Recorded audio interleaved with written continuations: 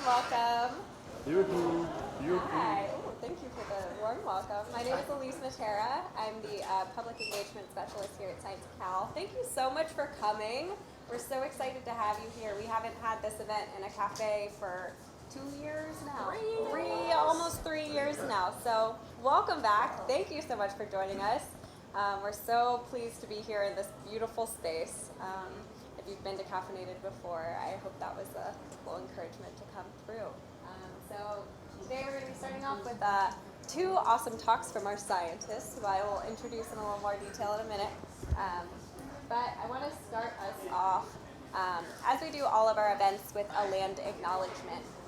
So we wanted to acknowledge that we recognize that Berkeley and Caffeinated Cafe sits on Huchun territory, which is the ancestral and unceded land of the Ohlone people, the successors of the historic and sovereign Verona Band, and other familiar descendants of the Verona Band. Every member of the Berkeley community has and continues to benefit from the use and occupation of this land since the institution's founding in 1868.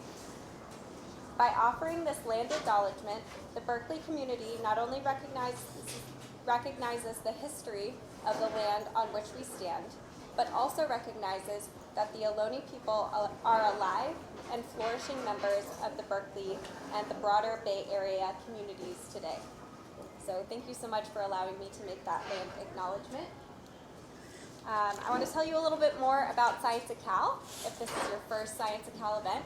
Is this anyone's first Science at Cal event? Can you raise your hand? Woo! We love to see newcomers. Yeah, a little round of applause for our newcomers. Thanks for coming. And so in 2008, Science at Cal was envisioned as a unifying effort to raise public awareness, understanding, and appreciation of scientific research at Berkeley. To realize this vision, we engaged the vast Berkeley science, technology, engineering, and math, STEM, community to foster creative collaborations among campus and community-based groups who share our commitment to equity and inclusion in STEM education and careers. Science at Cal connects researchers with diverse community groups of all ages and backgrounds for science engagement and learning. Accessibility, inclusiveness, creativity, and innovation are all hallmarks of Science at Cal events, which reach tens of thousands of people annually. Throughout the year, we present ongoing free outreach programs. Everything we do is free and open to the public, on campus, off campus, campus adjacent, and helps us promote related efforts, creates new programs and initiatives at Berkeley and in the community. This broad scope of activities is made possible by our dynamic network of campus alliances and valuable community partnerships. So here we just point out a few of those partnerships.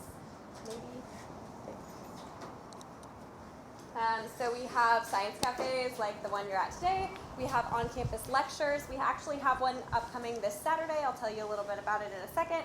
We are at festivals like the Solano Stroll, First Fridays. We'll be at the Dia de los Muertos festival in Fruitvale, October 30th. And we work with all sorts of different partners on and off campus. So consulates, libraries, First Fridays, farmers markets, community centers, and we work with artists as well. First and foremost, I want to thank Caffeinated Coffee Company for hosting us. Can we give them a round of applause?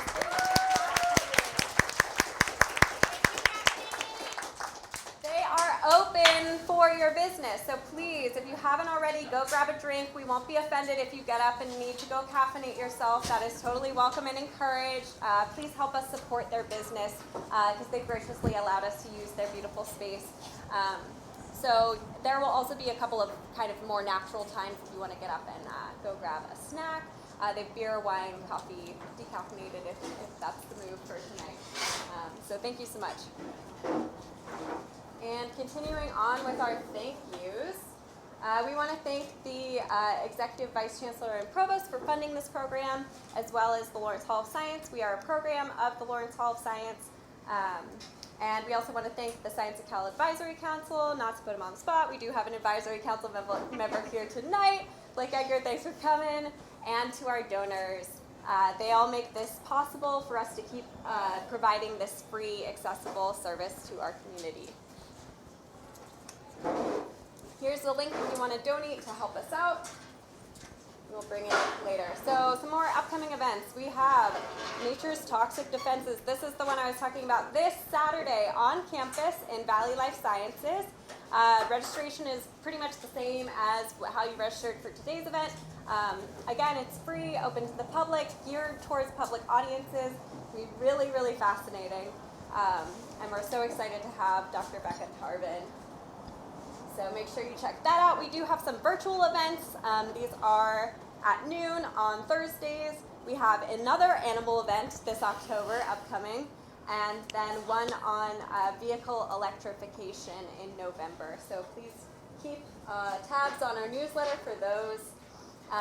Another animal-themed event, if you are a Spanish speaker, we have a Spanish series called Caminos de la Ciencia. This is held in Fruitvale at the Oakland Public Library. And this event is about bats, so we hope to see you there. Again, we'll be at the... I'll just pause and say there are chairs over here that we can pull out. Are we missing? Okay. I think there's one behind you. Sorry to interrupt you, Elise. No worries. We'll be at the Dia de los Muertos event as well, as I mentioned. Okay. You want that one? Aha, now it's working. Great. So, without further ado, I am going to call up our first speaker, Anneliese Gest, up to the stage. Can we give her a round of applause? Woo! Okay, I know you're ready for trivia, but I'm going to give you a bit more information about Anneliese before we get started. So, Anneliese Gest is a chemistry Ph.D. student in her 6th year in Evan Miller's lab at UC Berkeley. She uses fluorescent dyes to study how cells use electricity to grow and communicate with one another. She is interested in how we can light up biology using chemistry and what chemists can learn from biology. She is also interested in science communication and writing. Outside of the lab, she likes to draw, go for hikes around the beautiful Bay Area, and hang out with her cat, Professor Pumpkin. Very topical for this not-so-brisk October evening. So again, welcome, Anneliese.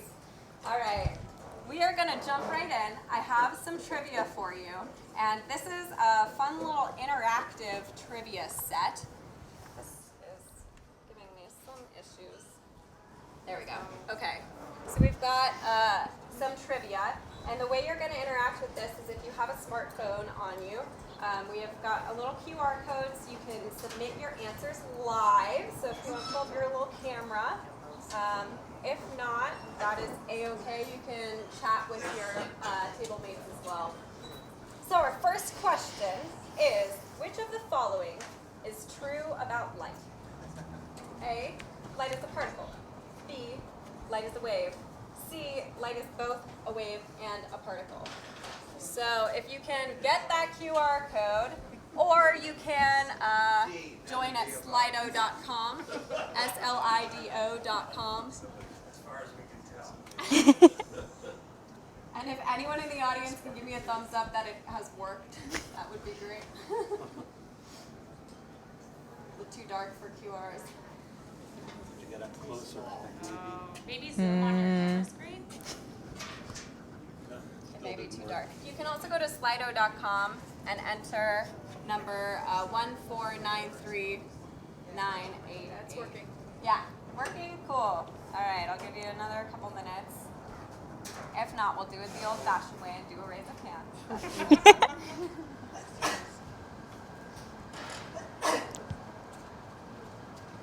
I see phones still, so I think perhaps it is working.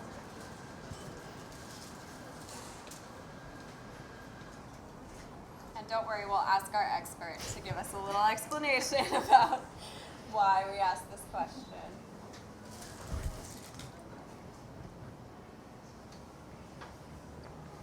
Alrighty, for the sake of time, I'm gonna move on. Oh, wow, nice, cool. So we have, so far, 73% of you saying that light is both a wave and a particle, and 27% of you saying that light is a wave, which is true. There we go. Yeah, so as most of you suggested, light is both a wave and a particle. So there's a really famous experiment called the double slit or double slot experiment, where if you pass light through two really thin holes and then you measure the patterns that it makes on another surface, it forms wave patterns. But if you put a different kind of detector in the sort of pathway of that light, you'll see a response more consistent with a particle, so something more solid. So light shows behaviors that are both that of a wave and that of a particle, which is really interesting as a facet of light. Sweet. Thanks, Anneliese. All right, our second question. By which mechanism do fireflies make light? Don't worry, you don't have to scan another QR code. It'll still work. Fluorescence, bioluminescence, or phosphorescence? Let's see. So it should pop up for you on your phone automatically. Send in your votes.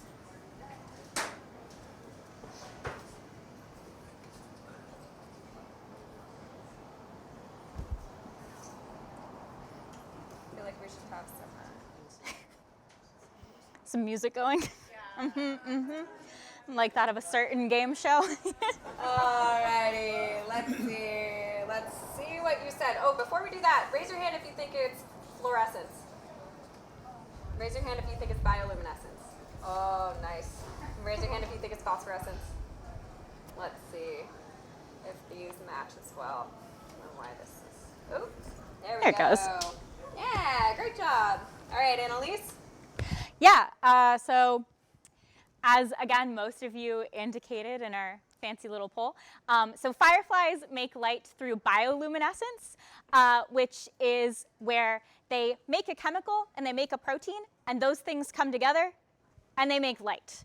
But there are other animals that are fluorescent. So I don't know if you've ever come across a scorpion, but sometimes you'll see places sell scorpion flashlights. Or if you go to a zoo that has a bug house, they'll have like a black light shining on the scorpions, and they'll actually glow under a black light. And that's because they are fluorescent. And then phosphorescence is the process that produces light. If you've ever had those sticky, like, glow-in-the-dark stars that you can put on, like, the ceiling of your bedroom, those produce light through phosphorescence, which is a little bit like fluorescence, but much longer acting. Awesome. All right, and our final trivia question. How much does the electricity in brain cells change when they communicate? A, 0.1 volts, B, 2 volts, which is about the power of a watch battery, or C, 120 volts, which is the power from a wall outlet. How electric is your brain? Let's see. It should pop up and give you less time now because you're all hopefully logged on. Warmed up. Yeah, warmed up. Warmed up. You got those neurons firing in there. Using a mystery amount of electricity. I like that. Okay, and raise of hands, 0.1 volts. Okay, 2 volts. And 120 volts. Yeah, big brains back there, all right. Let's see. 0.1 is what most folks said. What's the answer? The answer is 0.1 volts.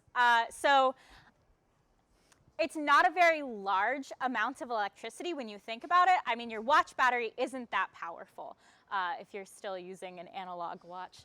I have one, but not with me. But it's kind of remarkable that such a small change in electricity can result in such a big change in biology and how we function. That 0.1 volts of electricity is important for literally every single one of our thoughts or memories or feelings. Yeah. Pretty incredible. And with that, I am going to let Anneliese take it away with her presentation. Folks want to find a seat, feel free to make your way. Hand this over. Okay. And let's give it up one more time. Thank you, everyone. Let me see if I can. Yeah, it seems like it's being Okay, I think if I just dramatically point, it'll do it. Yes. Great, that's the move. All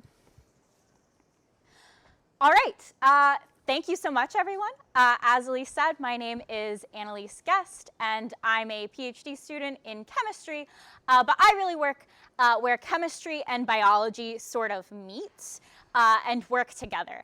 And so that's a little bit of what I'm going to talk about today, and especially a subject that I find really interesting, which is how we light up or illuminate the brain. And so I'm going to talk a little bit about history, a little bit about neuroscience, and a little bit about a jellyfish protein that glows. Great. Oh, that's fine.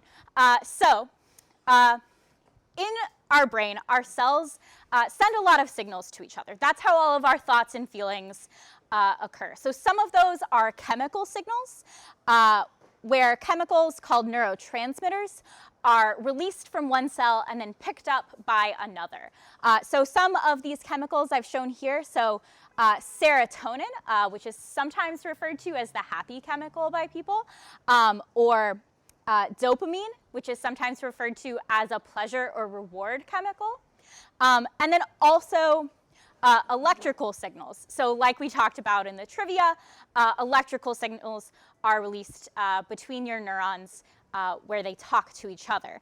And these signals are related to one another, and if they get out of balance, one or the other, this can lead to various neurological disorders, some of which are, for instance, that you might be familiar with, are some chemical issues. So depression is sometimes treated with different chemicals that affect the amount of serotonin that is in your brain, or a lack of dopamine is one of the sources of Parkinson's disease, and we treat that by providing more dopamine to the brain.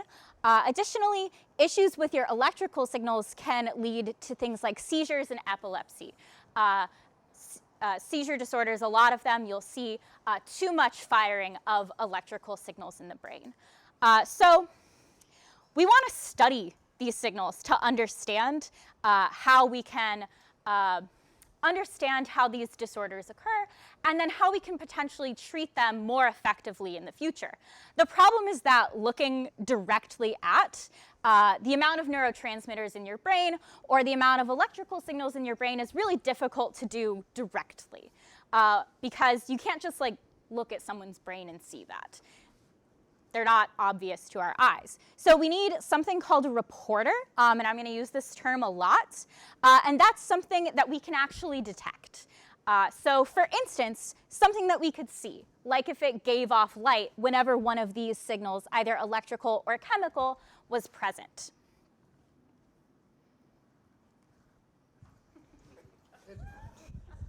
We almost got there. All right.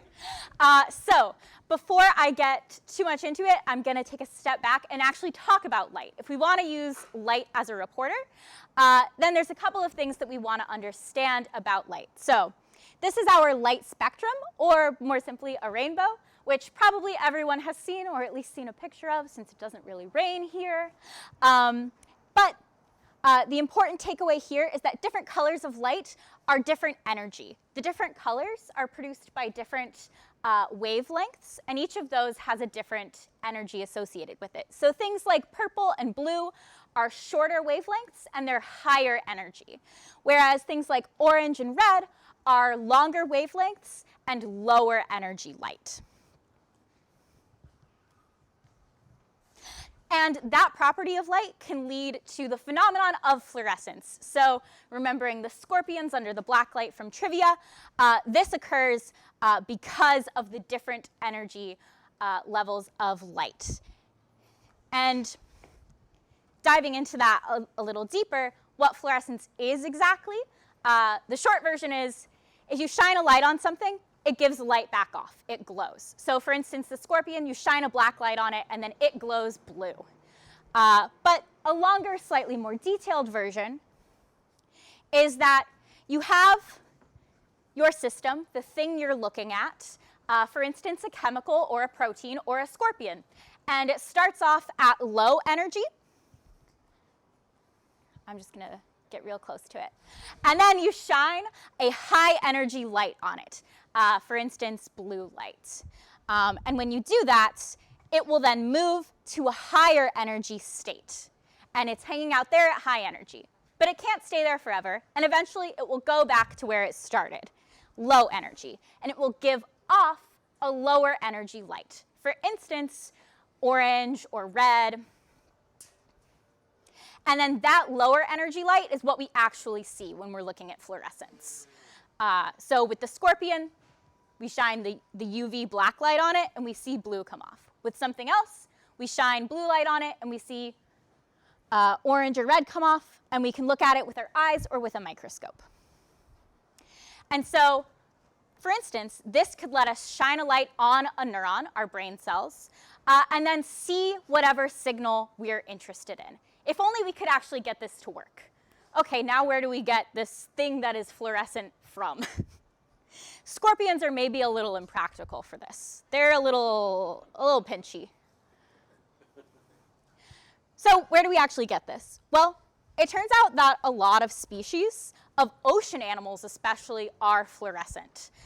So here's a couple of examples. It might be a little hard to see from a distance, but you can look this up.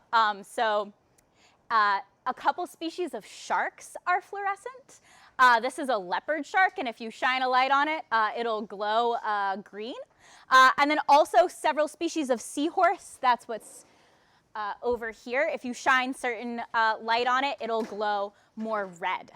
And while I don't necessarily recommend checking sharks to see if they glow, some people have done that. But I want to specifically call out a jellyfish, actually, as one that we're really interested in. So it's called Iquoria victoria for its scientific name, which I think sounds very pretty. But it's also known as the crystal jelly, which is also pretty. And it has a protein that allows it to glow this nice bluish color that it is in these pictures, but also green. And it's that green glowing that I want to talk about specifically, because the thing that produces that effect is a protein that has changed the way we do science forever. So the thing that causes Iquoria victoria, our crystal jelly, to grow green is this protein. This is the structure of it. It is called green fluorescent protein, or GFP. And I'm just going to call it GFP from now on. So this that we're zoomed in right now is what we call the chromophore. It is the part that makes it green. And then this nice barrel structure is important for it to glow. So that's the general structure of GFP. So it was actually discovered and isolated from these jellyfish in the 1970s by the lab of Osamu Shimomura, who discovered this, figured out that this is what made these jellyfish glow, and reported it to the scientific literature, and everyone said, that's extremely cool. And then it sort of paused for a little while. And then in the 1990s, additional scientists, including Roger Shen and Martin Chalfie, looked more at GFP and said, hey, I bet we could use this for something. And they made modifications to it that made it brighter or easier for biologists to use, and figured out how to do exactly what I've been talking about, using it as a reporter to look at signals in cells. And for that, they got the Nobel Prize in Chemistry in 2008. And this is really interesting to me and important to me, in part because Roger Shen, who has sadly since passed away, but he trained my advisor, Evan Miller, who's currently training me. So he's kind of like a science grandpa to me, part of my own science story. So that's GFP. It's since been modified in a lot of different ways, either directly or we've found cousins of it to make these different colors so that we can have a protein that glows in basically every color of that aforementioned rainbow. And you can do cool things with that to look at cellular signals, or you can grow bacteria that make these proteins and glow and plate them in a way such that it paints a little picture of what is supposed to be a sunset over San Diego. So I've talked about how how we want to use a reporter to be able to see signals in the brain. And I've talked about how GFP is this cool protein that glows. How do we actually put this together into the thing that lets us look at brain signals? So this is how we put together our chemical tool to actually see our brain. So we have two parts. We have a sensor, which is the part of the tool that actually detects the change that we're interested in. So here I've represented that with this blue circle that's missing a piece. And then we have our reporter, and that's GFP. This is the part that lets us see the change. So we take our tool, our sensor and our reporter, and we put it in the presence of the thing we want to measure. This could be a chemical signal, this could be an electrical signal. And then when they're in the presence of the thing we want to measure, there it is, then our reporter, our GFP, will start to glow. And so that's the change we can see, and that tells us, okay, this thing is around. And so we've applied that in a few different ways. So this is a video of a, is there a way to click this? I'll figure it out. Ah, perfect. Thank you. So this is a video, because I'm going to skip to the end, of a sensor and reporter that uses GFP to measure calcium. So every time that cell gets brighter, like right here where it gets really bright, that is a calcium signal being sent from one neuron to another. And that's really important to measure because calcium is an important signal that is tied to the electrical signals in your brain. They tend to go together. Probably lost it, didn't I? That's fine. Ooh. Great. So this basic idea can be used in a lot of different ways. So in my research lab, instead of proteins like GFP, we actually use chemical dyes that we make that sense electrical signals in the brain directly. So instead of going through calcium as an intermediary, we do electricity directly. And our dyes start off dim, and then when we see an electrical change, they then become bright. So this is an experiment that I did to look at a cell changing its electricity. So every time it flashes there, that is the cell experiencing an electrical change, and our dye getting brighter and dimmer as those electrical changes happen. And so while this isn't the same as GFP, and those kinds of tools, it's all inspired by those original tools that were developed with GFP and how it's changed the way we do neuroscience. We're going to go ahead and skip that. So the last bit of my research that I want to share with you is that there's other ways that we can use GFP and similar proteins. So for instance, this is another bit of an experiment that I've done where I've taken a pink cousin of GFP called M-cherry, and it tells us specifically what cells to look at. So there's lots of different kinds of cells in your brain, and sometimes you want to look at one in particular because it's the one that sends dopamine signals or serotonin signals. And so then we can use that protein to tell us which ones to look at, and then we can use our dyes to actually look at the changes. So we can combine the two together, and using both chemistry and biology, chemical dyes and proteins, it can help us to do better science. So in summary, some takeaways that I hope you guys have learned today is that the different colors of light in our rainbow spectrum have different energies, and this property enables the process of fluorescence. Green fluorescent protein, GFP, has provided us a way to see signals in the brain, and that we can use GFP to create tools to see signals by combining a reporter like GFP, the thing that changes, with a sensor, the thing that detects the thing we want to look at. And we can do that with proteins or chemicals. So I just want to show some of the instruments and people that enable me to do my work in our lab. So this is the big fancy microscope that I get to spend a lot of time with that helps me to take pictures of neurons and look at their electrical signals with our dyes and with proteins, and hope to begin to better understand the way they send signals to one another and within themselves. And this is the Miller Lab. Evan is back here, and this is the rest of us. So these are the lovely people that I get to do all of my work with day in and day out. And so thank you very much for your attention.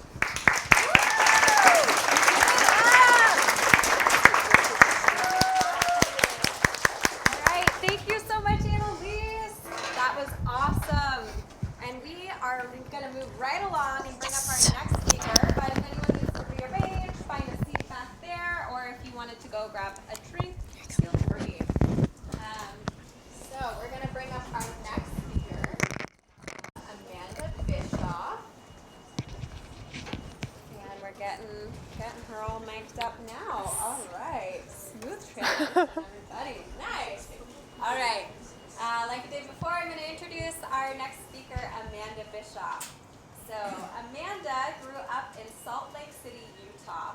From an early age, she loved to read fantasy novels and spend time in the mountains near her home. Her interest in nature led her to pursue a degree in chemistry from the University of Utah, where she performed research on the computational prediction of chemical reactions. Before graduating, Amanda took a 2-year hiatus to volunteer and teach English in Romania and Moldova. After returning and receiving her bachelor's degree in chemistry in 2017, Amanda moved to Berkeley, where she is currently a Ph.D. candidate in chemical biology. Her research focuses on modifying viruses to give them useful functions. At Berkeley, Amanda has also been involved in STEM outreach programs such as Expanding Your Horizons, and has volunteered as a designer and author of the Berkeley Science Review, a graduate student-run publication. She also currently co-directs the Berkeley College of Chemistry Transfer Student Mentorship Program. In her free time, Amanda enjoys finding new hiking spots around the Bay Area and expanding her orchid collection. What do you think about the plants here? I love them. This is one of my favorite places. Awesome.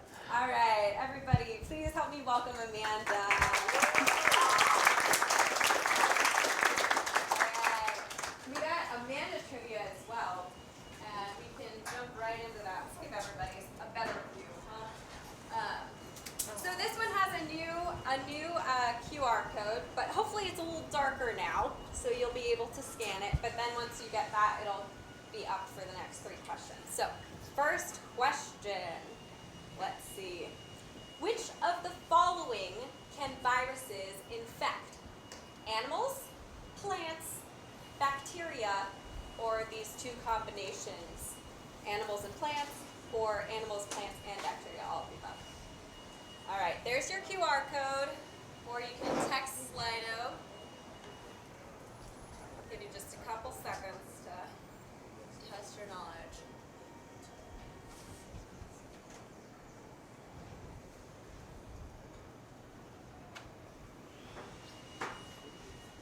Someone give me a thumbs up if you've gotten onto their site. Nice, awesome. Text us.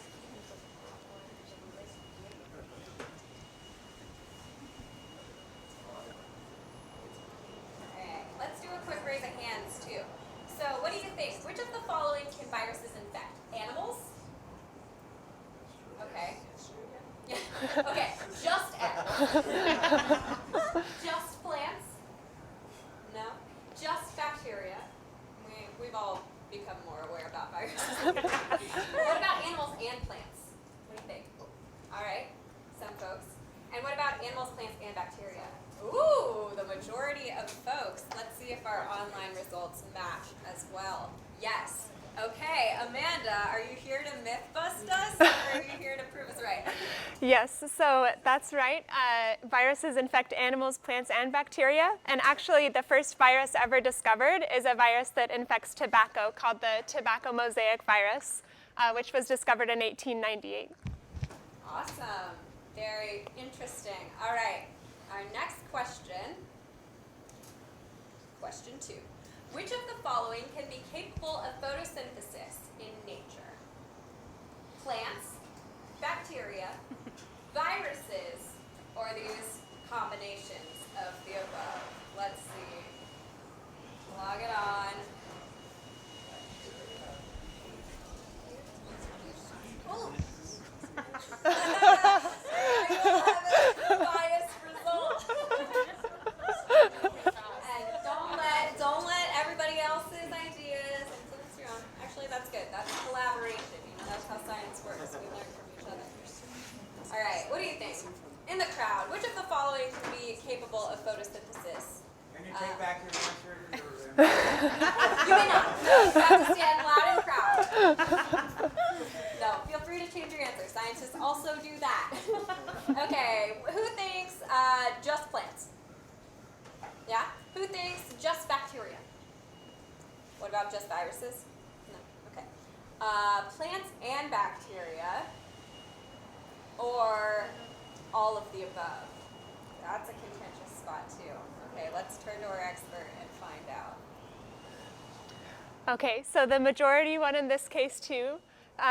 Plants and bacteria can both photosynthesize in nature, but viruses don't. And actually, a large amount of the Earth's oxygen is produced by photosynthetic bacteria, like the ones shown here. Awesome. Okay, your final test of the evening. With my magic wand. Okay, true or false? Plants are more efficient at converting sunlight to usable energy than solar cells. So which is more efficient, plants or solar panels?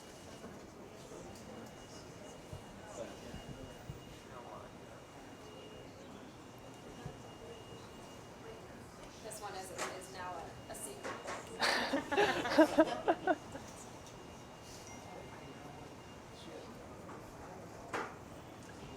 All right. Who said true? Plants are more efficient at converting sunlight than solar panels.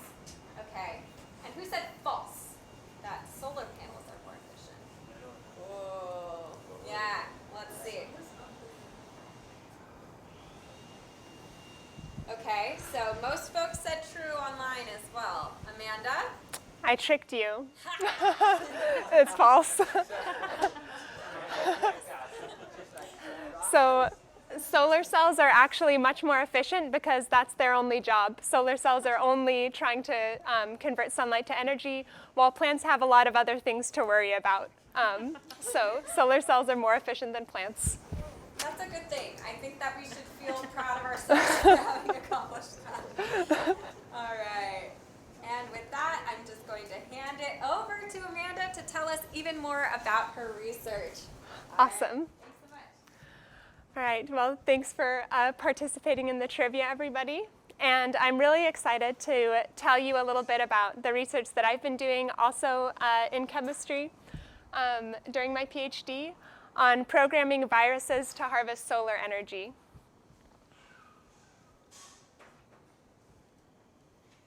Okay, I'd like to start off by talking a little bit about photosynthesis and what it is. So fundamentally, photosynthesis is a chemical reaction that takes place in plants and bacteria. And it takes sunlight, water, and carbon dioxide. And from those ingredients, it makes oxygen and sugar. So sugar is what the plants use to actually make more plant and grow. And there are a lot of reasons why it would be good to understand photosynthesis better. And primary among them was hinted at in the Q&A. Try to talk really loud. Where if we better understood photosynthesis, we may be able to design better solar panels as well. So even though solar panels are very efficient, only about 3% of the Earth's of our energy generation comes from solar panels, and most of it comes from fossil fuels such as coal and oil and gas. So if we better understood how photosynthesis works and how plants and bacteria perform photosynthesis on such a large scale throughout the Earth, we may be better able to understand how to expand solar technology as well.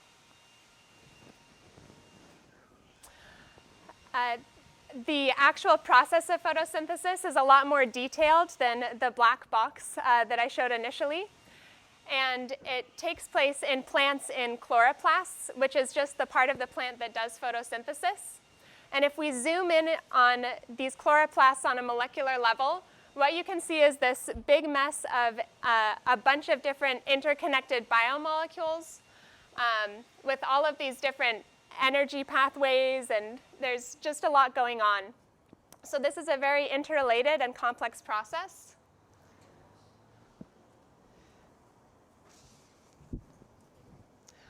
And one key takeaway that I want you to take from this part of the talk is that if we try to change any small piece of this process, then we can destroy photosynthesis entirely. So for example, if we take out this one component, we break the huge chain of photosynthesis, and the plant can't absorb light anymore, it can't produce oxygen, and it can't grow. So this makes studying photosynthesis pretty difficult. There are a couple of primary players in photosynthesis within plants and bacteria. And the first I'm going to talk about are the pigments, such as chlorophyll. So the pigments perform the function of absorbing light from the sun. And you'll remember this solar spectrum also from Anneliese's talk showing the different colors. And chlorophyll only absorbs certain parts of the solar spectrum. It only absorbs in the blue and the red regions. And it doesn't absorb any of the light in the green region. It reflects it. And this is why plants are green, is because the plants only use certain wavelengths of light. Once the light has been absorbed by the plant, it needs to be moved to where it can actually be used to produce oxygen and to produce sugars. So these chlorophylls, after they absorb the light, aren't just free-floating in the plant. They need to have some structure so that they can get the energy from the light to the right place. And this structure is provided by proteins. Proteins are just another biomolecule, and the primary ones I'm going to be talking about today are the photosynthetic proteins. So these fix all of the pigments in place so that the energy from light can get where it needs to go to make oxygen and sugar. These proteins are even in larger networks of proteins with higher levels of organization, and changing any single piece of this process can destroy the function of the whole process, so destroy the ability to absorb sunlight and harvest energy. So this makes it difficult to study. And this takes me to my first takeaway, that nature's complexity is often difficult to study directly. So in my lab, we don't study it directly. Instead, we approached this problem of how to better understand photosynthesis by making a model. By model, I think we often think of computer models. We do a little bit of that too. But my primary project is making a physical model that has the same size and shape as these photosynthetic proteins in the lab. In order to make a model that looks like these photosynthetic proteins, we need to understand their size. And these proteins are about 1,000 times smaller than the width of a human hair. It's very tiny. You need an electron microscope to see these little proteins. And just for a little bit of context, a human hair is 1,000 times bigger than a photosynthetic protein, and half dome is about 1,000 times bigger than an adult. So it's very, very tiny. So when we were looking around in nature to try to figure out what we could use as a model, one thing came through as being a good model to use. And this was the tobacco mosaic virus that you saw in the Q&A. So what you'll notice about the tobacco mosaic virus is it has a couple of things that make it really great to use. And the biggest one is that its shape and size are similar to the photosynthetic proteins. So you can see it's circular, just like the photosynthetic proteins. it has this hole in the middle, and it has some symmetry around the circle as well. So all of these things made it a really good model to use. And fortunately, it's also a lot easier to make, and it's easy to mutate. And I'm going to talk a little bit about what mutation is in the next slide. Mutation just means changing a protein a little bit. So all proteins in our bodies, in plants, in all organisms are made up of 20 different amino acids. And these are arranged like beads on a string. And the sequence of these 20 different amino acids are what determine the structure of the protein. So if we think about the photosynthetic protein on the previous slide, when it's originally made in the cell, it's just like this string, and then it folds into the circle that you saw on the previous slide.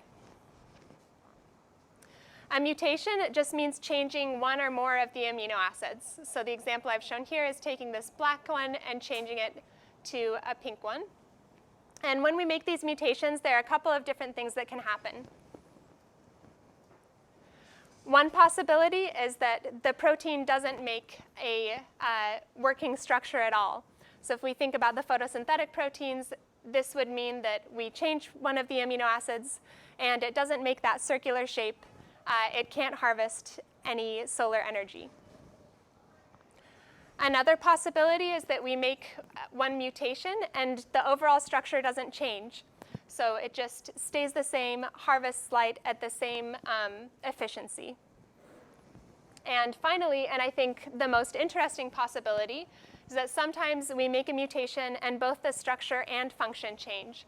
So in the case of our photosynthetic protein, this would mean, for example, that we made a mutation and we were able to harvest light a little bit better. Maybe we could capture more of the solar spectrum. Maybe we could make more oxygen or more sugar.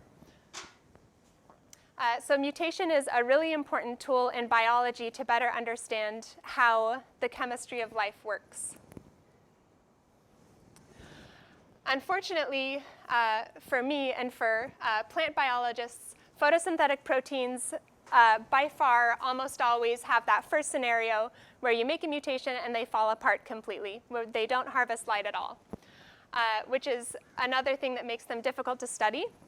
But our model, TMV, is very easy to mutate, meaning that we can make a lot of mutations and it keeps this nice circular shape that we want. The only problem with using TMV as a model is it looks great on its front, but if we turn it on its side, it's really long compared to the short stack of the photosynthetic proteins.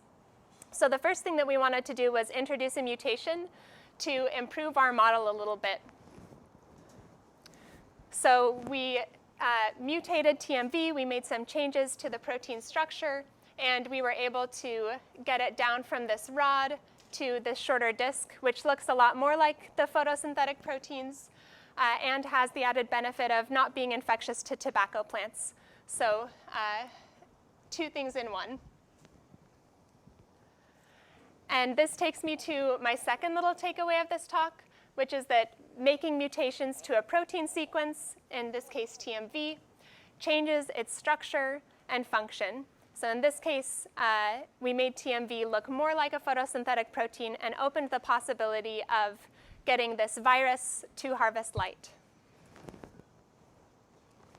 So now we could get into the really fun business of making additional mutations to TMV and seeing whether we could influence its ability to absorb sunlight. Chlorophyll, which is in plant cells, only absorbs certain regions of the solar spectrum. So one obvious thing to do first was to see whether we could capture these other colors of the solar spectrum with our model. So we put in some dyes that were a different color, so some pigments like chlorophyll, but that absorb different regions of the solar spectrum. And doing that, we were able to capture the green and yellow regions of the solar spectrum. So by mixing and matching these pigments with chlorophyll, for example, we could capture more of the colors of the rainbow and colors of the sun.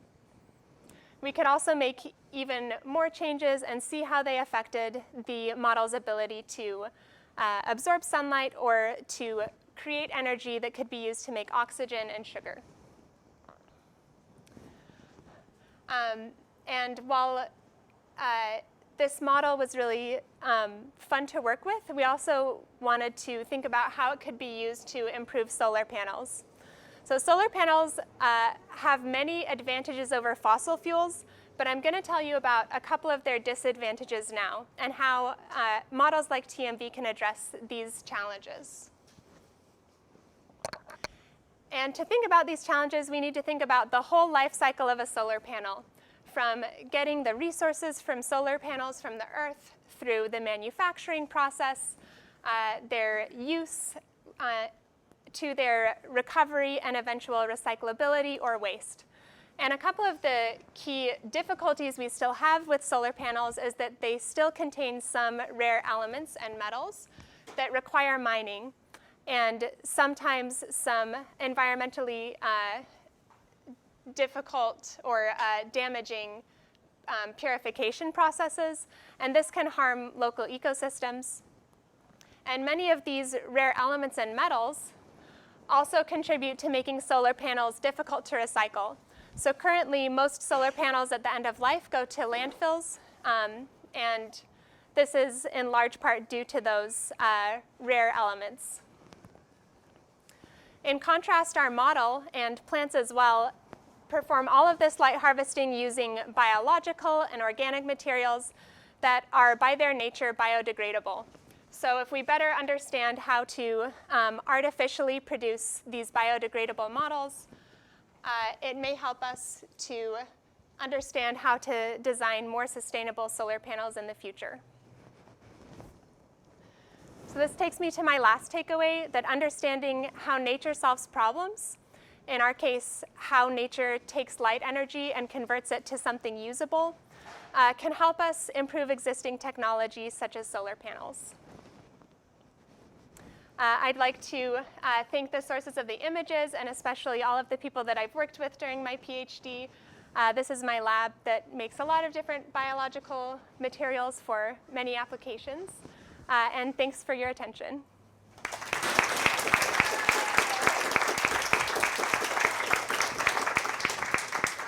Thanks so much, Amanda. We're going to call Anneliese back up to the stage to join Amanda, and we'll take any questions. So if you have a question for one of our scientists or both, feel free to address it to one or the other. Yes? What's the next step after doing the ring there?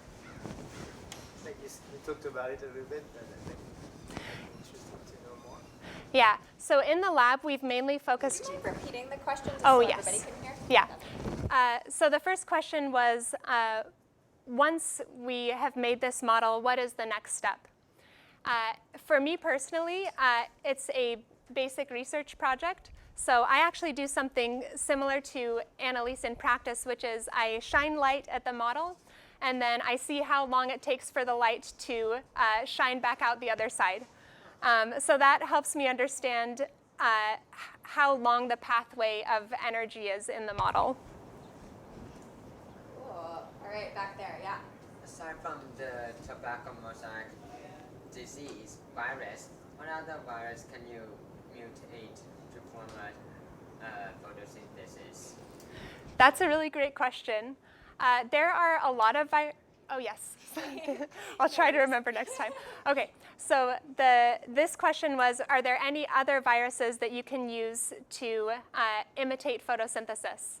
And it's a great question. There are a couple of other viruses. Some are derived from human cells that also make this same kind of circular structure. So there are multiple. There are also other viruses that, one is called MS2 that infects humans that we've also used for light harvesting in our lab. Very interesting. All right. Let's see. Does anyone have a question for Anneliese? Yeah. Yeah? Hi, Anneliese. How do you get the neurons to look at under the microscope? Yeah, so the question was how we get the neurons to look at under the microscope. So you can grow cells in a dish. And some types of cells are, they come from cancer, so they'll come from patients, and cancer cells are very easy to grow in a lab because that's all they do, is they really like to grow. So that's where a lot of the cells that we work from come from. Yeah, that's where a lot of them come from. Cool. Yeah. So what's the difference? You were saying how you don't actually use the protein. You use, what did you say that you used again? Instead of a yeah. What makes it different than you just using the actual protein from like, I know you can't use a biological animal, but like, what makes it different of using like the pigment? I think that's, yeah. Yeah, so the question was, so I talked a little bit about my research where I said I use a chemical dye as opposed to a protein.